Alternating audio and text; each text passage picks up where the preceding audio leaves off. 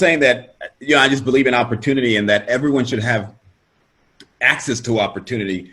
But in all of that, community is so important because while I described my community growing up in East LA as very, it was kind of racist. There are still certain principles about taking care of one another that were fundamental in that experience. And I've always grown up needing to know who's around me, because at any moment, whether it's because it was an earthquake or some emergency, some crisis, I grew up during the Los Angeles revolt, we had to trust each other. And that was so important to community. We had to trust each other. And so those three values have always been something that I've cherished and have always employed in my governance.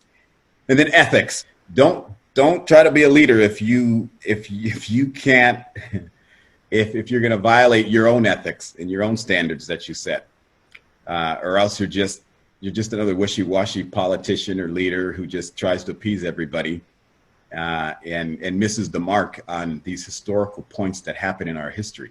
One of the questions that we struggle with is learning how to get out of our comfort zone. A lot of the times this is necessary in order to grow as leaders. What's some advice you can give us on getting out of our comfort zone? Just open the door and walk on out. I don't know if it was my mom because she was my mom, while she wasn't involved in politics or anything like that, she always had an opinion. And she was never shy to express her opinion or how she felt.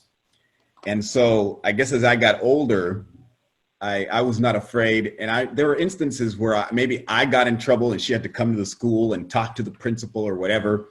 And I wouldn't speak up and say what I needed to say. And she would remind me, like, if that's what you feel, then you need to say it. But you shouldn't be afraid of other people because of how you feel.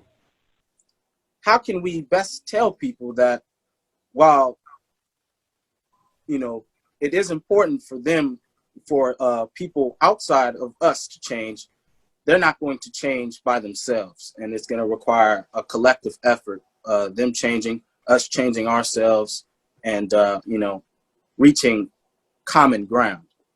I think a lot of people are making a lot of sacrifices today. I think a lot of people. And the same sacrifices they made, people are putting their reputations on the line, they're putting their families on the line to stand up to the police as an institution. That's a huge sacrifice.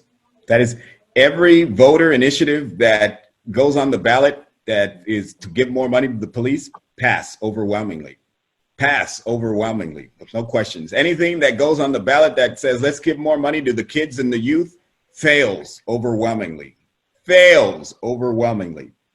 And so for the public, for your average Joe citizen to show up to a demonstration at the corner of somewhere in this street, who has always pushed the lever to give more money to the police department and is now starting to say, well, maybe we need to rethink how we fund our police departments, or maybe we need to rethink how we allocate our resources.